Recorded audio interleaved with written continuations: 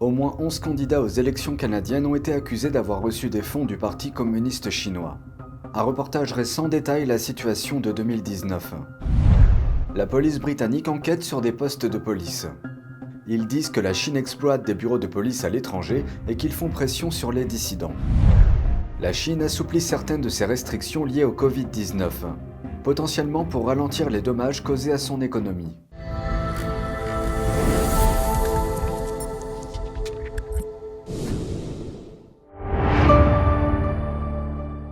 Bienvenue dans Regard sur la Chine. Au Canada, le Premier ministre Justin Trudeau répond aux accusations d'influence chinoise.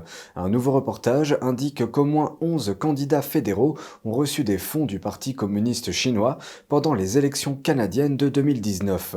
Lors d'une conférence de presse, Trudeau a déclaré qu'Ottawa a pris des mesures importantes pour renforcer l'intégrité de ses processus et systèmes électoraux. Il a ajouté que le Canada va continuer à investir dans la lutte contre l'ingérence électorale et contre l'ingérence étrangère au sein des démocraties et des institutions. Selon un reportage de Global News, des responsables du renseignement auraient averti Trudeau de l'ingérence du PCC au Canada. Citant le service du renseignement canadien, le reportage indique que le consulat de Chine à Toronto a discrètement envoyé une importante somme d'argent à au moins 11 candidats. Plusieurs agents de Pékin, travaillant comme personnel de campagne, ont également reçu une part. Qui plus est, un fonctionnaire du consulat aurait demandé à un membre du personnel de campagne de surveiller les réunions d'un candidat. Des experts mettent depuis longtemps en garde contre les efforts d'ingérence de la Chine dans les élections canadiennes. La question a été l'un des principaux sujets de débat lors d'une récente réunion d'un comité de la Chambre des communes. Selon le ministre britannique de la Sécurité, la police britannique enquête sur des postes de police chinois non officiels dans la région. 3 ont été identifiés au Royaume-Uni. Ils font partie d'un réseau mondial de bureaux de police qui serait utilisé pour intimider les dissidents chinois à l'étranger. Jen Warrell de NTD nous en dit plus depuis le nord-ouest de Londres. L'un des lieux identifiés comme étant un poste de police chinois non déclaré se trouve ici, à Hendon, dans le nord-ouest de Londres. C'est ce qui ressort d'un rapport de l'ONG Safeguard Defenders. C'est l'un des 3 qui se trouve au Royaume-Uni, un autre est à Croydon et il y en a un à Glasgow en Écosse. Des inquiétudes ont été soulevées au Parlement, notamment par la présidente de la Commission des Affaires étrangères. En public, ces bureaux sont censés être des centres administratifs inoffensifs pour les ressortissants chinois. Mais des rapports suggèrent qu'ils sont en fait utilisés pour traquer les dissidents et les criminels chinois présumés. Il existe des preuves que ces postes de police ont été utilisés pour des opérations dites de persuasion, afin de contraindre les dissidents chinois à rentrer en Chine. Nous savons qu'il y a beaucoup de Chinois à l'étranger, des dissidents résidant au Royaume-Uni, qui essaient toujours de défendre leur cause. Et nous parlons aussi des Ouïghours, des Hongkongais qui vivent maintenant au Royaume-Uni. Ils sont venus au Royaume-Uni parce qu'ils pensent que c'est un endroit où ils peuvent être libres. Cependant, ces postes servent essentiellement de point de contact pour les services de police afin de continuer à étendre l'autorité de la Chine dans ces endroits. Selon le rapport de Safeguard Defenders, les bureaux de la sécurité publique de 2 provinces chinoises disposent de 54 bureaux dans 30 pays. La police de Londres a confirmé que des agents de la police antiterroriste examinent le rapport pour déterminer si les bureaux de police ont pu enfreindre la loi et si cela nécessite une enquête plus approfondie. Il semble que 2 sociétés soient présentes à l'adresse du bureau de police de Hendon. L'une est Hunter Realty, une agence immobilière, et comme vous pouvez le voir sur cette plaque, l'autre est New World Law Associates Limited.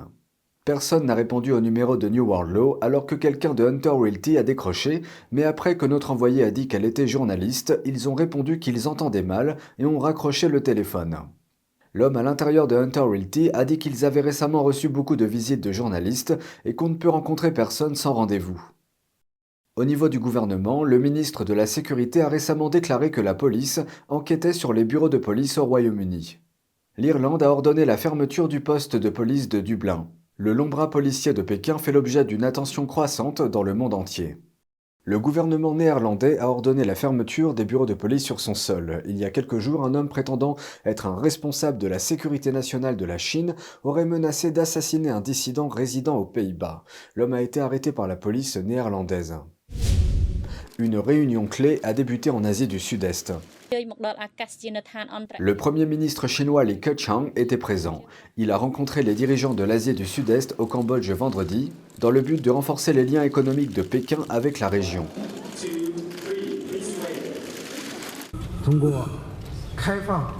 Grâce à cette ouverture et ces liens, les perspectives de coopération entre la Chine et l'ASEAN seront très larges. L'ASEAN est une association composée de 10 pays d'Asie du Sud-Est. Les membres comprennent des pays comme le Vietnam, Singapour, le Myanmar et les Philippines. Ils entourent la zone de la mer de Chine méridionale. Certains d'entre eux ont des différends territoriaux avec la Chine sur ces eaux, car Pékin revendique la quasi-totalité de la mer de Chine méridionale. Il y a construit des avant-postes militaires sur des îles artificielles. Les dirigeants devaient participer à une série de réunions. Le président américain Joe Biden devait se rendre au Cambodge pour la réunion de samedi. La Chine est très présente dans la région. La concurrence pour l'influence de Washington est l'un des principaux enjeux là-bas. La Chine est également un investisseur et un donateur d'aide important pour le Cambodge, tandis que ce dernier est le plus proche allié de Pékin en Asie du Sud-Est. La semaine dernière, le Premier ministre chinois a annoncé un important programme d'aide au pays. Les dirigeants en visite se rencontreront également lors du sommet du G20 qui se tiendra bientôt en Indonésie. C'est là que le président américain Joe Biden et le dirigeant chinois Xi Jinping devraient avoir leur première rencontre en personne. Il y a quelques jours, la Chine a assoupli certaines de ses restrictions liées au Covid-19. Ce changement a été effectué dans l'espoir de minimiser les impacts sur l'économie. Mais en même temps, Xi Jinping s'est engagé à maintenir cette politique. Voici la suite. Le vendredi 11 novembre, la Chine a assoupli certaines de ses règles en matière de Covid-19. Elle a notamment ramené de 7 à 5 jours la durée des quarantaines pour les cas de contact avec les personnes infectées, ainsi que pour les voyageurs entrants. Le gouvernement a également supprimé la pénalité imposée aux compagnies aériennes qui transportent un trop grand nombre de cas, ainsi que d'autres mesures antivirus. L'assouplissement des règles est intervenu un jour après que le nouveau comité permanent du Politburo de la Chine a parlé du Covid lors d'une réunion présidée par Xi Jinping. Le nombre d'infections a atteint son plus haut niveau depuis le confinement de Shanghai cette année, l'épicentre étant actuellement à Guangzhou.